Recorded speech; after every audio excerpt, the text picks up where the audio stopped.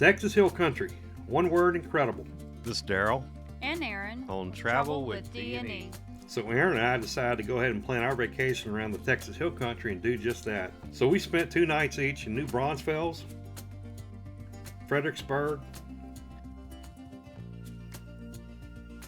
Dripping Springs, and finally San Antonio. There was so much to do in all these areas. In this video, we'll focus on the Fredericksburg portion of the trip. The second leg of our Texas Hill Country journey included the drive from New Braunfels to Fredericksburg through Blanco. And it's a beautiful drive up through there, as you can see. We stopped on the drive to Fredericksburg in Blanco. This was a really cool small town on the Blanco River where we decided to go ahead and stop and get something to eat and check out the town. Blanco's famous old county courthouse, built in 1886, is a Texas historic landmark. It anchors a square at the heart of the downtown Blanco. We stopped and ate at Hacienda El Charro. It was a small family-run Mexican food restaurant, and we really enjoyed it. Staff was prompt and friendly, food was tasty and reasonably inexpensive. This is a thumbs up if you're around Blanco or if you like Mexican food. We also made a quick stop at Texas Cannon Brewery just to have a quick break. Had a taste of some beer, snacks, and of course a great atmosphere. And I bought a tin, which is what I like to do when I go to these breweries. We really enjoyed it. From there, we continued along to Fredericksburg. It is our second location we stayed. Fredericksburg was founded on May 8, 1846 by German immigrants.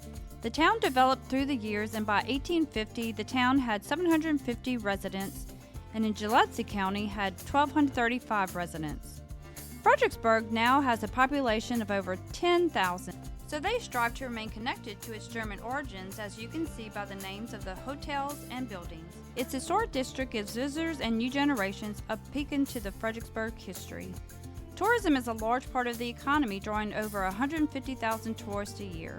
But this town remains a genuine piece of Texas history, and it's just an absolutely great jumping off place for exploring the Texas Hill Country.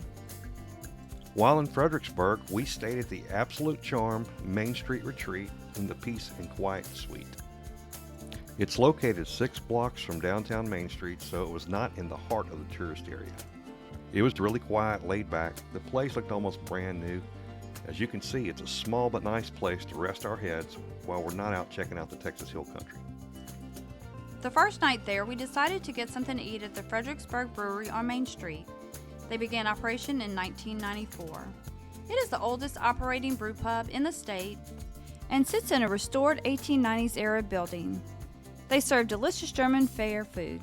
The staff was friendly, it was a great atmosphere, and we really enjoyed it. Fort Martin Scott was the first U.S. Army outpost built on the Texas frontier by the U.S. government in 1848. It was in operation from 1848 to 1853 by the U.S. Army. The Texas Rangers used the site as a camp both before and after military occupation. During the Civil War, the Confederate States Army occupied the fort for a brief period. Later abandoned and then purchased and used by the Brontagon family as a farm, the property was purchased by the city of Fredericksburg in 1949. The buildings are starting to see a little wear and tear, but it's history and we love history. This is the historic Gillespie County Courthouse in Fredericksburg. In 1939, the present courthouse was constructed. The old courthouse was for 27 years used for various purposes. In 1967, the structure was restored, and it's just a beautiful historic building. Now for a must-see while you're in Fredericksburg is the National Museum of the Pacific War. The Admiral Nimitz Foundation was established in 1964 as the Fleet Admiral Chester Nimitz Naval Museum to support a museum honoring Fredericksburg's native son, Commander-in-Chief of Allied Forces. The hotel, owned by his grandfather, Charles Henry Nimitz, was restored to its original design and renamed the Admiral Nimitz Museum by an act of the Texas legislature in 1968. The original intent was to focus only as a memorial to its Fleet Admiral Chester Nimitz. In 2000, the complex was renamed Admiral Nimitz State Historic Site National Museum of the Pacific War and is dedicated exclusively to the Pacific Theater battles of World War II. If you love history like we do, then this is a must-see if you go through or stay in the Fredericksburg area. We intentionally chose to be in Fredericksburg for the July 4th holiday because they are supposed to have the best small town fireworks display in all of Texas. There was a wonderful July 4th parade, as you can tell, coming down Main Street in Fredericksburg. Conveniently, the parade was near our hotel, which is near the end of the parade. We had a great time. Unfortunately, the July 4th fireworks display was canceled due to a fire ban because of severe drought. We may have missed this year's fireworks, but we are definitely planning on going back. St. Mary's Parish dates back to 1846 with the arrival of the German settlers in Fredericksburg. Construction of this building was completed in 1863. It served as the parish church until the larger church was constructed in 1906. Both are really beautiful and historical churches. So we had to make a visit over to Luckenbach, Texas. Luckenbach is an unincorporated community 13 miles from Fredericksburg in southeastern Gillespie County, Texas. It's named for German nobleman Jacob Luckenbach, who helped settle the Texas Hill Country in 1845. Luckenbach is known as a venue for country music and for its German Texan heritage. And who can't forget the Waylon Jennings song, "Let's Go to Luckenbach, Texas," with Waylon and Willie and the boys. So we decided to go take a visit to the place, drink a few beverages, and listen to some authentic live Texas music. Broke some steers, did some other things, and had some fun.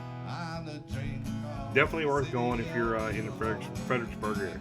Grape Creek Vineyards was founded in 1983. The Texas Hill Country is home to over 100 wineries and vineyards. Grape Creek is 100% direct-to-consumer. It is intentionally focused on creating the best wine club for its members. We explore this state, including state-of-the-art production facilities, expansive vineyards, and Tuscan-inspired tasting rooms amid beautifully landscaped patios, fountains, and terraces. We had lunch at the member-only outdoor restaurant amongst the grape vineyards. We enjoyed it so much we became members and get wine sent to us periodically throughout the year. So we made a quick stop at the Ogle Brewery, which is inside the Archway Resort building, which opened in 2022, so it's pretty much brand new when we were there. They typically got 6 beers on tap at a time, and those offerings rotate. There's a distillery in the same building. It's just a nice little place to have a little stop, have a little beverage, and then move on to the next destination. While in the area, we also made a stop at the Altstadt Brewery. The brewery is a remarkable creation, a gleaming brewery, taproom, restaurant, and event space. It is designed in the form of a European-style chateau that is plopped in the German-American community of Fredericksburg, Texas. No expense was spared and is quite possibly the most costly build-out of a 12,000 barrel per year brewery in the recent history of brewing. Daryl got him a tin, which he likes to get when he goes to breweries. It was a very neat place. Texas Hill Country is a great adventure. Fredericksburg is a central hub to all of your Texas Hill Country fun, and it was actually probably the funnest cities we were in the whole trip. So join us as we cover much, much more of the Texas Hill Country. Check out our first video on New Braunfels. I'll put a link down in the description below.